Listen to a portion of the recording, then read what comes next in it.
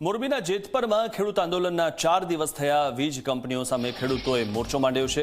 ઉપવાસની છાવણીમાં હકાબા ગઢવીનો લોક ડાયરો યોજાયો। ડાયરાના મંચ પરથી હકાબાએ સરકારને વિનંતી કરી ખેડૂતોની માંગણીઓ સરકાર પૂરી કરે તે વાતનો ઉલ્લેખ તેમણે કર્યો છે। નેતાઓ આંદોલનને ભટકાવી દેતા હોય છે તે વાતનો ઉલ્લેખ પણ તેમણે કર્યો। હકાબાએ ખેડૂતોને અપીલ કરી છે તમારી એકતા જાળવી રાખજો તેવું પણ તેમણે કીધું। પીઠ ન વિંધાઈ જાય શું કામ આ પહેલી વાર કોઈ રાજનેતા નથી એટલે મને આંદોલન ગમ્યું કારણ કે કોઈ પણ નેતા તમારી દિશા ભટકાવી દે સાહેબ તમને એટલું બધું મોટું ઊભું કર્યું હોય અને એક જ સેકન્ડમાં તમને તમારી દિશા ભટકાવી દે। નિલેશભાઈ આ બરોબર થઈ રહ્યું છે અને આવું જ કરવાનું છે આખી જિંદગી આપણે શું એકતા। તો સરકારને વિનંતી કરું છું કે આપ ચોક્કસ ખેડૂતોની માંગ જે એમના તકલીફ છે જે એમના મુદ્દા છે એ પૂરા કરો કારણ કે હવે ખેડૂત પૂરા થવાની તૈયારીમાં છે।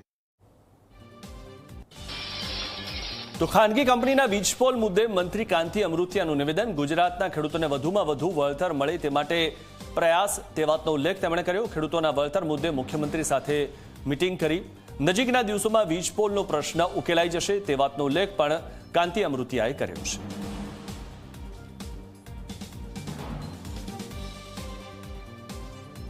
ખેડૂતને 100% પૈસા મળવા જોઈએ એ વધારે મળવા જોઈએ સરકાર પોઝિટિવ છે।